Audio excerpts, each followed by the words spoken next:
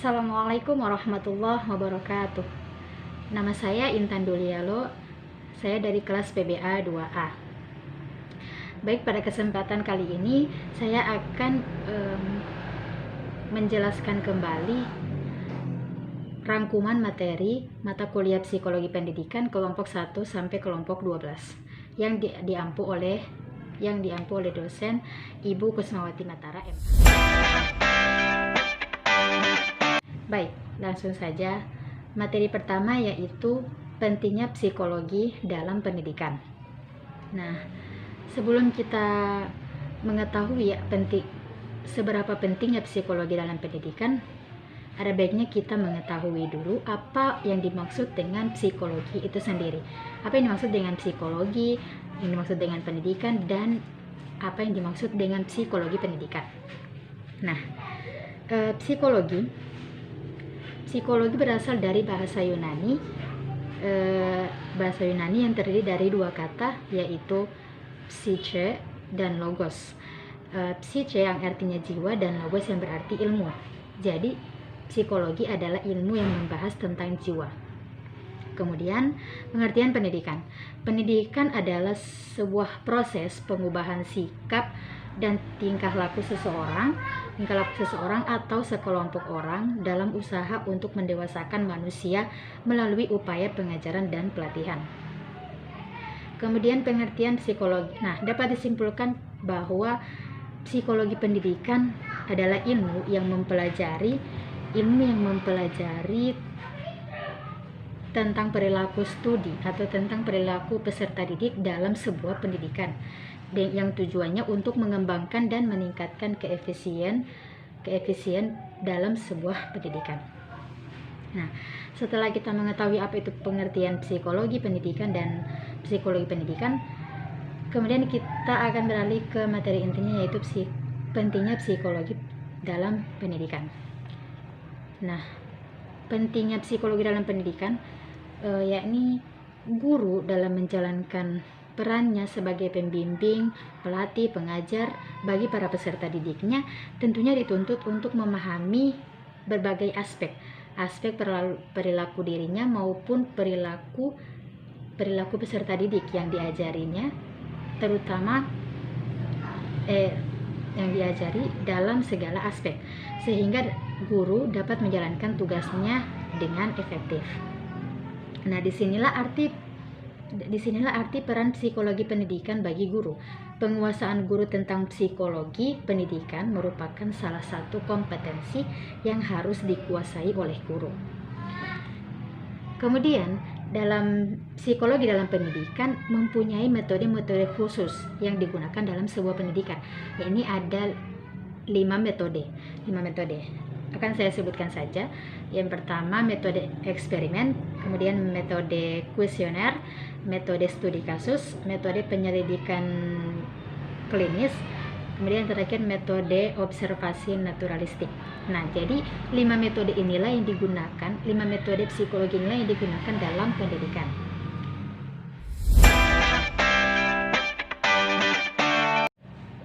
Selanjutnya materi kelompok 2, yaitu sifat dan hakikat kejiwaan. Sifat dan hakikat kejiwaan. Pada dasarnya sifat manusia itu dibedakan menjadi 2 aspek, yakni aspek kemampuan dan aspek kepribadian. Ahli psikologi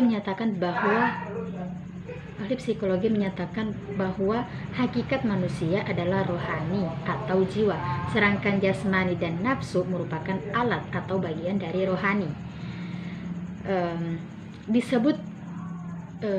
Disebut sifat dan hakikat kejiwaan manusia karena secara hakiki jiwa manusia tersebut hanya dimiliki oleh manusia dan tidak terdapat pada hewan atau jin ataupun malaikat. Nah, kemudian hakikat kejiwaan manusia. Hakikat kejiwaan manusia itu terwujud dengan adanya kejiwaan manusia terwujud dengan adanya kekuatan-kekuatan serta aktivitas-aktivitas kejiwaan dalam diri manusia, yang semua itu menghasilkan tingkah laku yang lebih sempurna daripada makhluk-makhluk yang lain. Jadi hakikat kejiwaan manusia itu terwujud karena adanya kekuatan-kekuatan serta aktivitas dalam diri manusia.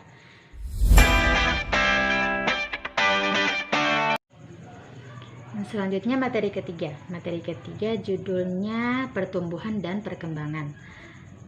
Apa sih pertumbuhan itu? Apa sih perkembangan itu?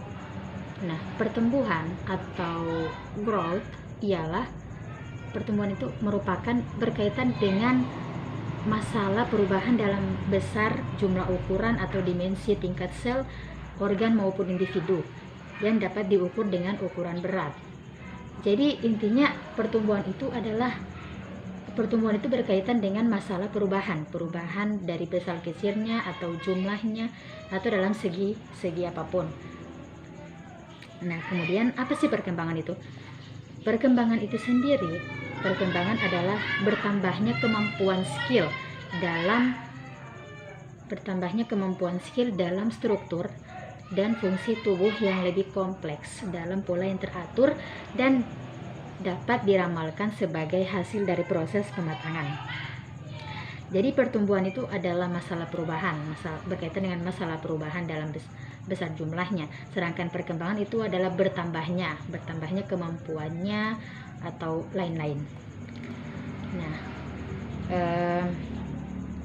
di sini juga ada prinsip-prinsip pertumbuhan dan perkembangan.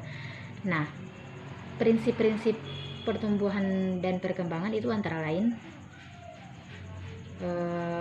adanya perubahan, perkembangan awal lebih kritis dari perkembangan selanjutnya. Perkembangan merupakan hasil proses pematangan dan belajar. Pola perkembangan dapat diramalkan. Pola perkembangan mempunyai karakteristik yang dapat diramaikan.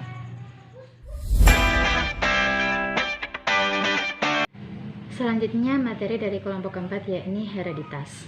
Apa sih hereditas itu?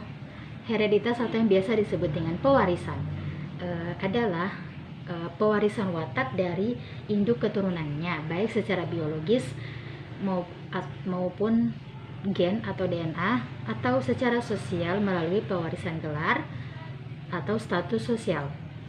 Nah, jadi intinya hereditas itu adalah pewarisan. Kemudian dalam pewarisan perlu diperhatikan beberapa pola. Ada pola pewarisan sifat. Di sini akan saya sebutkan saja. Yang pertama yakni pewarisan sifat autosom. Kemudian yang kedua pewarisan sifat autosom resesif. Selanjutnya materi kelompok 5 yakni lingkungan. Lingkungan. Apa sih lingkungan? Kenapa lingkungan bisa termasuk dalam psikologi? Ternyata ada juga yang dimaksud dengan psikologi lingkungan. Psikologi lingkungan merupakan ilmu perilaku yang berkaitan dengan lingkungan fisik. Lingkungan fisik di mana lebih mengacu pada konsep bahwa pengamatan perilaku seseorang bisa didasarkan oleh faktor eksternalnya atau lingkungannya, faktor luarnya. Jadi ternyata ada juga yang dimaksud dengan psikologi lingkungan, yaitu perilaku yang berkaitan dengan lingkungan fisik. Nah, ada beberapa teori psikologi lingkungan. Yang pertama, teori beban lingkungan, teori hambatan perilaku, teori level adaptasi, teori stres lingkungan, dan teori ekologi. Jadi ada 5 teori dalam psikologi lingkungan. Ada 5 teori.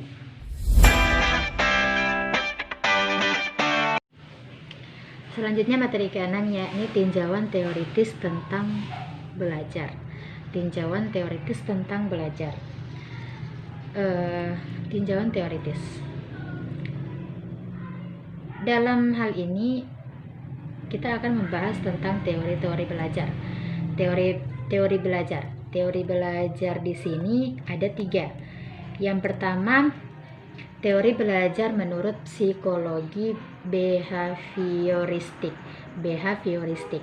Nah, behavioristik berpendapat bahwa tingkah laku manusia itu dikendalikan oleh ganjaran atau penguatan dari lingkungan. Kemudian yang kedua, teori belajar menurut psikologi kognitif. Menurut aliran kognitif, tingkah laku seseorang senantiasa didasarkan pada kognisi, yaitu tindakan mengenal atau memikirkan situasi di mana tingkah laku terjadi. Kemudian yang ketiga, teori belajar menurut psikologi humanistik.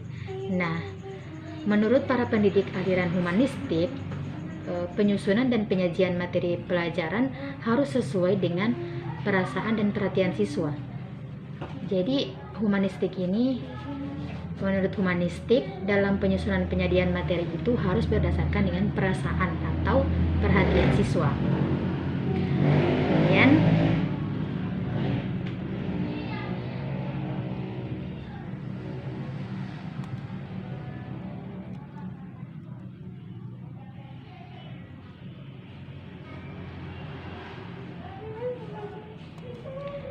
Kemudian nah, tadi itu adalah teori belajar, dan sekarang jenis-jenis belajar. Ternyata ada juga jenis-jenis belajar. Yang pertama, belajar arti kata-kata, belajar kognitif, belajar menghafal, belajar konsep, belajar kaidah, belajar berpikir. Jadi ada 6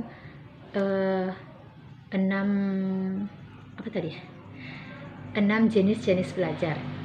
Ya, 6 jenis-jenis belajar kata-kata, menghafal, dan lain-lain. Dalam belajar, tentu seseorang mempunyai motivasi. Nah, motivasi belajar di sini dapat dibagi menjadi 2 jenis, yakni motivasi intrinsik dan motivasi ekstrinsik. Nah, motivasi intrinsik adalah dorongan untuk melakukan sesuatu yang berasal dari individu itu sendiri. Jadi intrinsik itu yang berasal dari jiwa siswa itu sendiri. Dia belajar karena termotivasi dari dirinya sendiri. Sedangkan motivasi ekstrinsik adalah dorongan belajar karena adanya perangsang dari luar individu tersebut.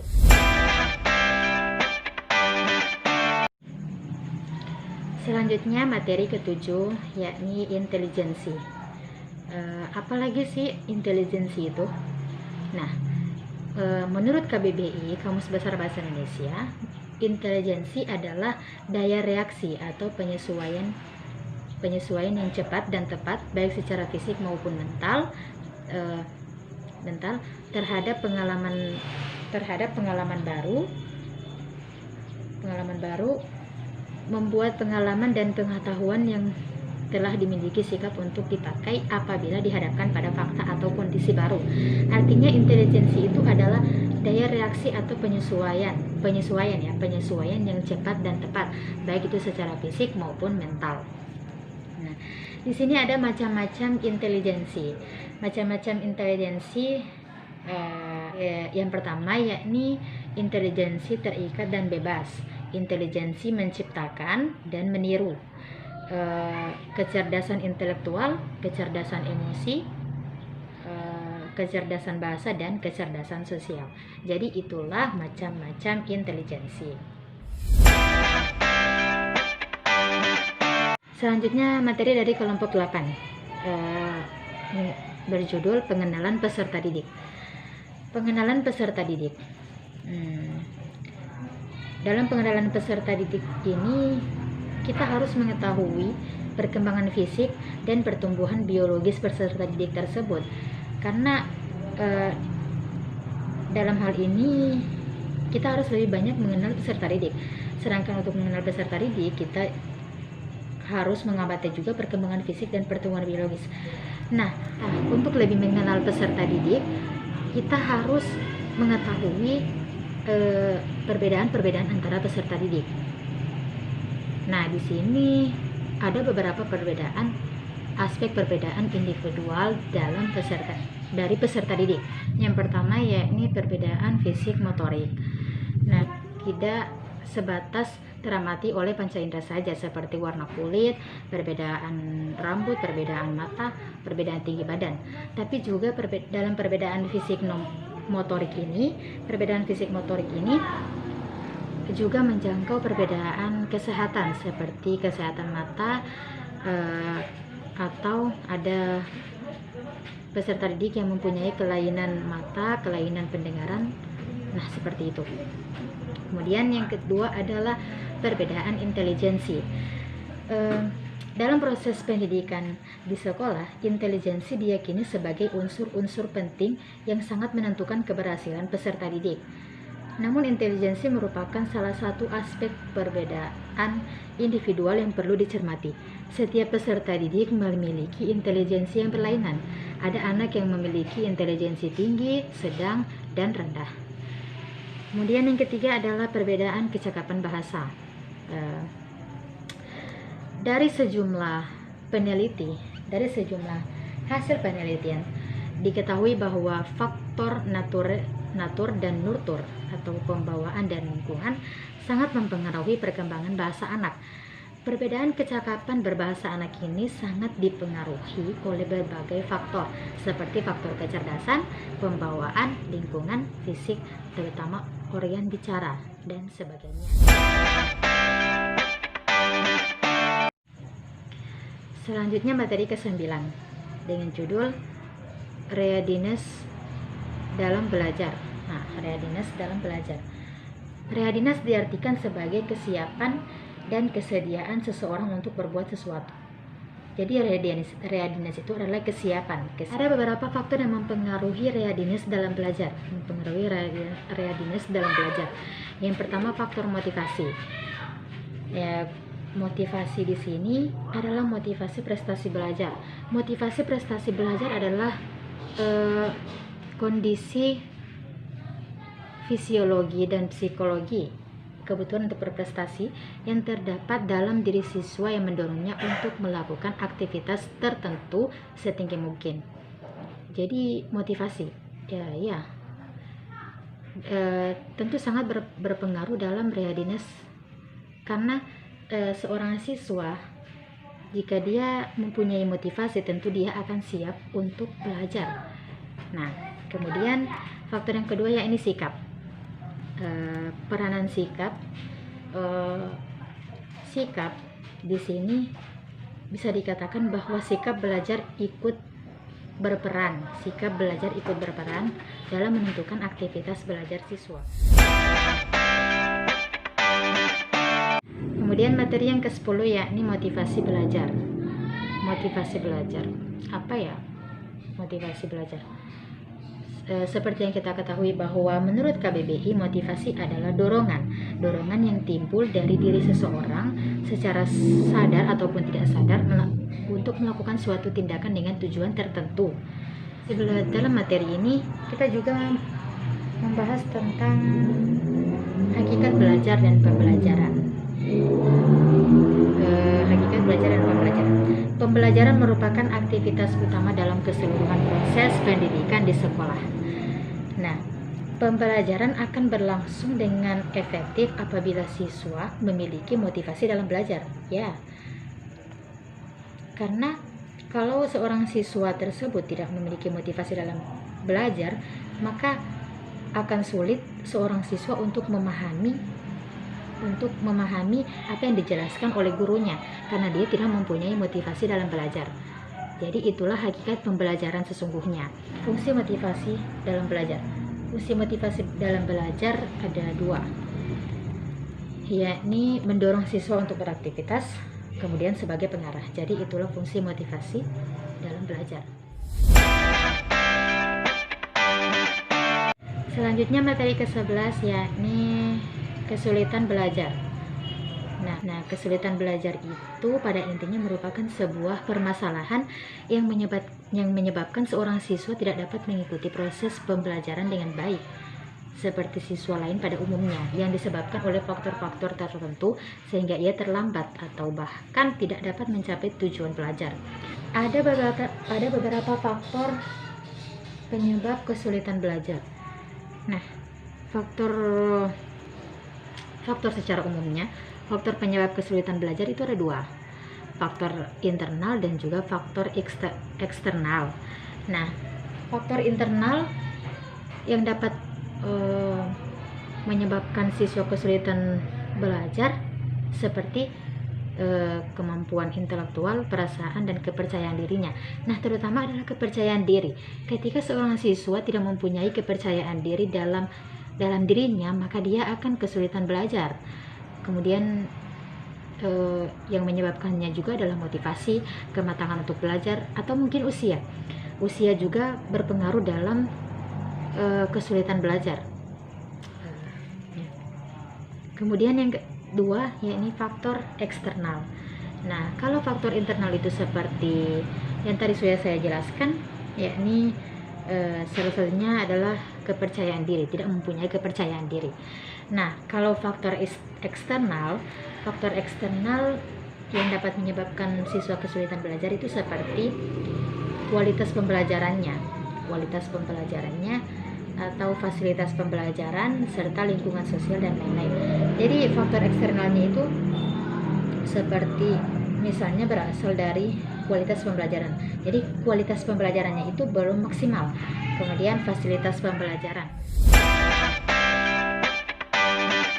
Nah, selanjutnya materi terakhir dari kelompok 12 yakni aplikasi psikologi belajar.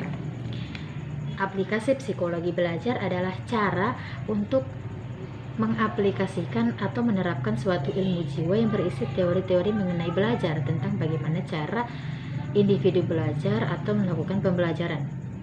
Jadi, aplikasi psikologi belajar itu adalah cara untuk mengaplikasikan psikologi dalam proses belajar atau dalam proses pendidikan. Nah, dalam suatu proses itu mengaplikasikan suatu ilmu jiwa, karena ini psikologi, jadi mengaplikasikan jiwa, ya, psikologi, ilmu jiwa. Baik, itulah penjelasan rangkuman mata kuliah psikologi pendidikan kelompok 1 sampai kelompok 12 yang sudah saya jelaskan tadi dari saya, Intan Dulialot. Apabila ada kesalahan kata-kata ataupun terlalu banyak bergerak atau mungkin mata saya kemana-mana, ya, mohon dimaafkan apabila ada kesalahan kata-kata. Sekian dari saya. Wassalamualaikum warahmatullahi wabarakatuh.